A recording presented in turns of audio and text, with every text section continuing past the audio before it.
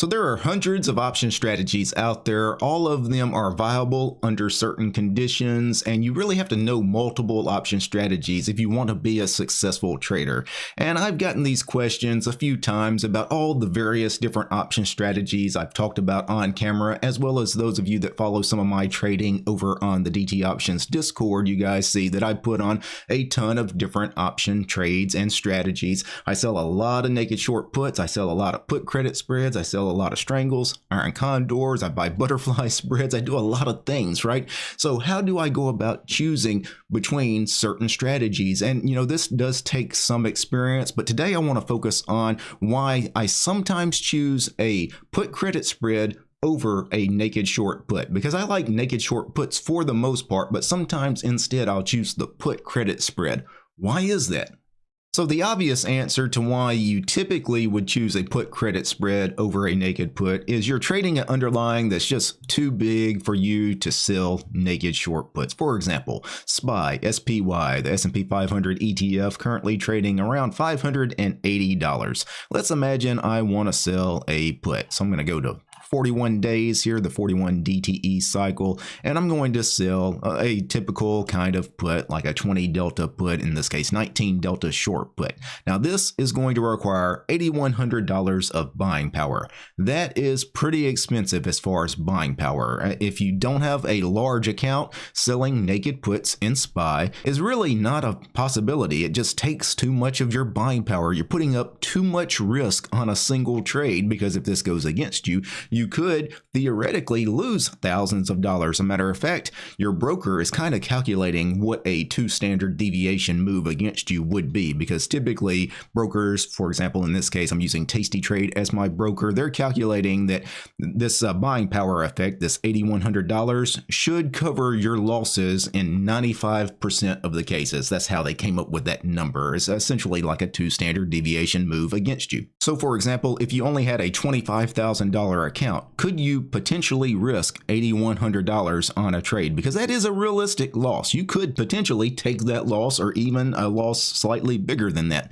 Is that okay for somebody that has a $25,000 account? Well, obviously not. You're risking way too much money on a single trade. So in that case, you would want to define your risk. You would want to do something like a put credit spread. So, in this case, I'll go $5 wide by selling a put and then buying another put. Now I'm only risking about $400. In this case, I'm risking about $400 to make $100, because it's a $500 wide spread, right? A $5 spread. Options represent 100 shares of the underlying stock, so it's really $500 between the spread. So this is a much smaller trade when you're dealing with potentially $500 rather than $8,100, right? This is a much smaller trade. Now you can make this bigger if you want to. You can make it smaller by shortening the width of the spread, or making it larger by widening out the width of the spread. Of course, you could also just buy multiple contracts. If I really wanted to, for example, risk about $2,000 per trade, now here in this case, I'm only risking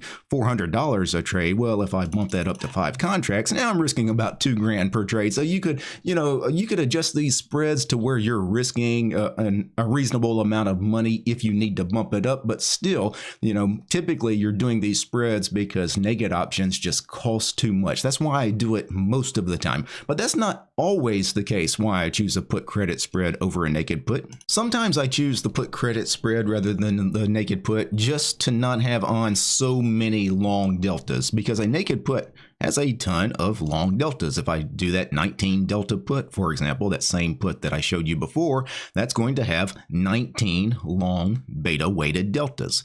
But a spread, because you're doing both the short option and a long option, it does not have nearly as many long deltas. In this case, this $5 wide put credit spread is only going to have about 5 beta weighted deltas. So you're not quite as directionally long the market. And of course, that's important if you're trying to reduce your directional risk. For example, if you're worried about the market correcting in a big way, then putting on these put credit spreads, yeah, you're still directionally long the market, but if the market made a big move down, you won't get hurt nearly as bad on a credit spread as you would simply a short naked put. Now, one other reason I sometimes will choose a put credit spread over a naked put is, I don't think too many people think about it quite this way, but sometimes I think about it this way because I like to run the wheel. Sometimes I take assignment of shares of stock. For example, I'll sell a naked put, and if the stock goes against me, if the underlying drops, I'll take shares of that stock, at a discounted price because I sell my puts out of the money.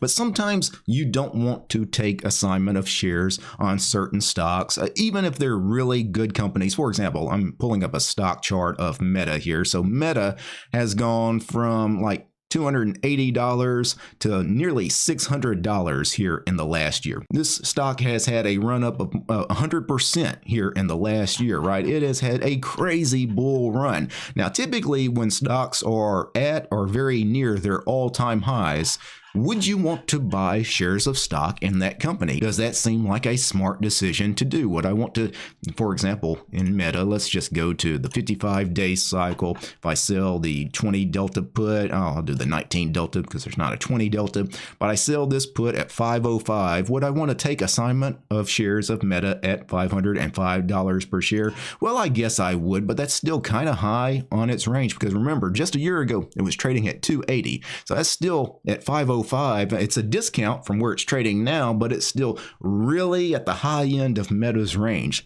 So maybe I want to be bullish in Meta, but I really don't want assignment risk. I don't want the shares, especially on a stock that is trading near all-time highs. Now, if Meta was trading on its butt, if it was trading near its all-time lows, and I was really bullish in the company, then I might want to do a naked put. I probably would do a naked put in that case because I wouldn't mind taking assignment of the shares if I'm really getting a discount on those shares. But in this case, I'm not really getting a discount on Meta. So really would not want to do the naked put. I would much prefer doing something like a put credit spread. In this case, in this example, I'd sell this 30 delta short put at the 535 strike and then buy the put $5 below, so a $5 wide credit spread. In this case, I'm risking about $350 to make $150. And again, you could size this to whatever. If that's too small of a trade for you, just make the spread wider. In this case, if I make it $25 wide, now I'm risking about $1,800 to make $700. And of course, if that's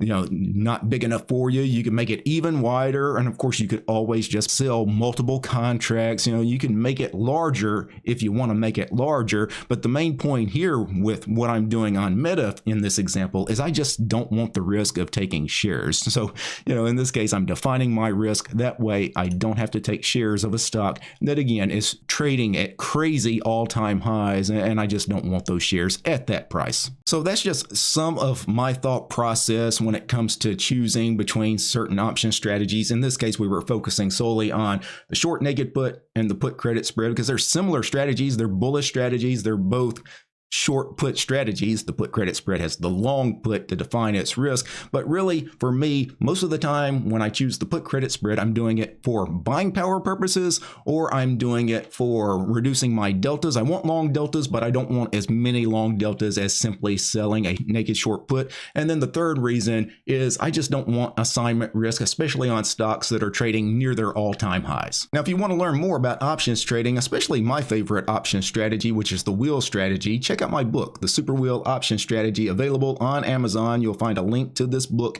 in the description below. Also, consider subscribing to the DT Options Discord server. We have a nice little community over there. For the first hour of each and every trading day, I hold a live voice chat where I share my trading platform. You guys get to see all the trades, the opening trades, the closing trades that I make during that first hour of each and every trading day. We got a nice little community. We discuss what the market's doing, potential trade ideas. So please consider subscribing. We'd love to have you.